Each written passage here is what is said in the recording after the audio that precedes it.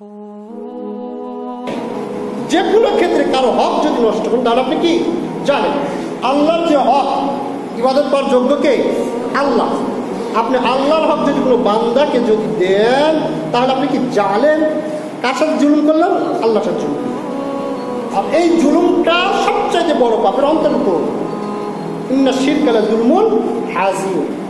আল্লাহর সাথে শিরক যে করলেন আল্লাহর যে হকটাকে নষ্ট করলেন যার কারণে এটা সবচাইতে বড় পাপ শিরকের অন্তর্ভুক্ত। এই ক্ষেত্রে নয় জালেমরা কাল কিয়ামতের দিন হাতের দুই হাতের আঙুল কামড়াবে। কারা জালেম? ওই যে আপনি আমিও জানেন কোরআনের একটা হক রয়েছিল প্রত্যেক দিন পড়া কোরআনের হক। আপনি মাসে মাসে মাস চলে যায় তারপরে কোরআন পড়েন না মানে আপনি কোরআনের প্রতি জালেম করেন জুলুম করেছেন। কাল কিয়ামতের দিনকে আপনি আফসোস করবেন। প্রতিদিন মোবাইল দেখেন কোরআন দেখা ইচ্ছা জাগে না। আল্লাহর দেওয়া চোখ দিয়ে মোবাইলের নগ্ন নারী দেখতে পারেন, আল্লাহর দেওয়া চোখ দিয়ে আল্লাহর কিতাব আপনি দেখতে পারেন।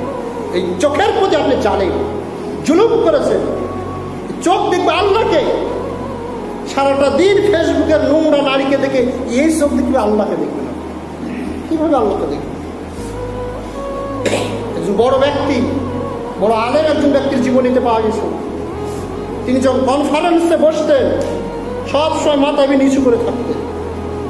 এখন মহিলারা কনফারেন্স করতেছে না, নারীরা কনফারেন্স করতেছে না, এখন নারী পুরুষ সকলে থাকতো।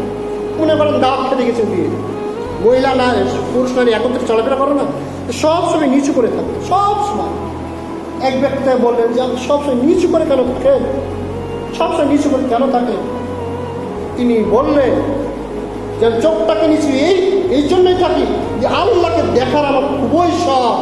আর যেই চোখে নগ্ন নারী দেখতে পারে ওই চোখে কোনো আল্লাহকে দেখতে পারে। এই ভয় করি যে আমার চোখ দেখুন আমি নগ্ন নারী দেখুন কিছু না, এই চোখ দেবো সরাসরি আল্লাহকে দেখি কালকে। এই চিন্তা তার ভিতর ছিল, দেখার আগ্রহটাই এতটাই বেশি ছিল যে ওই চোখ দেখে খারাপ কিছু দেখবে। কারণ ওই চোখ দেখে কাকে দেখবে? আল্লাহকে। তাহলে চোখের হক আপনি নষ্ট করে আপনি জালেমের অন্তর্ভুক্ত হয়েছেন। শরীরের একটা হক রয়েছে, সেই হকটাকে নষ্ট করে আপনি জালেমের অন্তর্ভুক্ত হয়েছেন। অন্তর পরিষ্কারতা কি করলে? জিকির করলে। অন্তর সচলতাকে জীবিততা কি করলে? জিকির করলে, কোরআন তেলাওয়াত করলে। আপনি পুরো অন্তরে কোরআন তেলাওয়াত করেন না, কখনো জিকির আজগার করেন না, সব সময় গান বাজনা পেয়ে আপনার মনটা ভালো নেই। আল্লাহ বলছে কোরআন পড়ো অন্তর সজাগ হয়ে যাবে, অথচ আপনার মন ভালো নেই আপনি গান শুনতেছেন। আর আল্লাহ রাসূল বলছেন গান শুনে অন্তর মরে যায়। অন্তরকে মেরে মেরে আপনি অন্তরের প্রতি জুলুম করেছেন, কোরআনের প্রতি জুলুম করেছেন।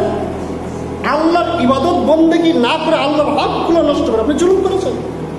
কাল কিয়ামতের দিন এই সমস্ত ব্যক্তিরা যারা জুলুম করেছেন, এটা তো এই ক্ষেত্রে বললাম অসংখ্য ক্ষেত্রে জুলুম করেছে।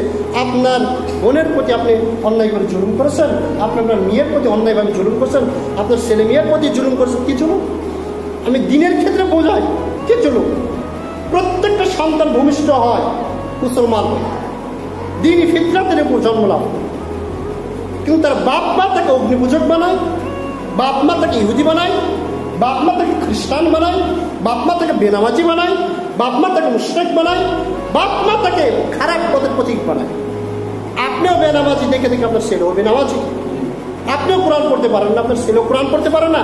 আপনি মসজিদ মাদ্রাসা পছন্দ করেন না, আপনার ছেলেও মসজিদ মাদ্রাসা পছন্দ করেন না। আপনি যেটাকে মূল্যায়ন করবেন আপনার ছেলেকে সেই দিকে নিয়ে যাবেন। তাহলে আপনি আপনার ছেলের প্রতি কি করেছেন? জুলুম করেছেন। জুলুম করে তাকে কোরআন পড়া হতে বিরত রেখেছেন। সে কোরআন পড়তে পারে না, আপনার সঙ্গে কোরআন পড়তে পারে। আপনি সন্তানের উপর আপনি জালেমকারী, জুলুমকারী। কাল কিয়ামতের দিন এই জালেম নিজের দুই হাতকে কামড়াবে এবং সে বলবে, দুই হাতের আঙ্গুলগুলো কামড়াবে এবং সে বলবে ইয়া লাইতানি, হায় আমার আফসোস, হায় আমার আফসোস, হায় আমার দুর্ভোগ, কি আমার ক্ষতি না হয়ে গেছে এই জীবনে। সে বলবে ইয়া লাইতানি, হায় আমার আফসোস, উত্তাহাস্তু মা রাসূলিস সাবিলা, আমি যদি রাসূল মুহাম্মদ সাল্লাল্লাহু আলাইহি ওয়াসাল্লামের দুনিয়াতে জীবিত থাকা অবস্থায় যদি তার পথ যদি অবলম্বন করতাম, তার পথ যদি আমি ধরতাম, তাহলে আজকে আমাকে এইভাবে আঙ্গুল কামড়াতে কামড়াতে জাহান্নামে যেতে হবে। আর আফসোস,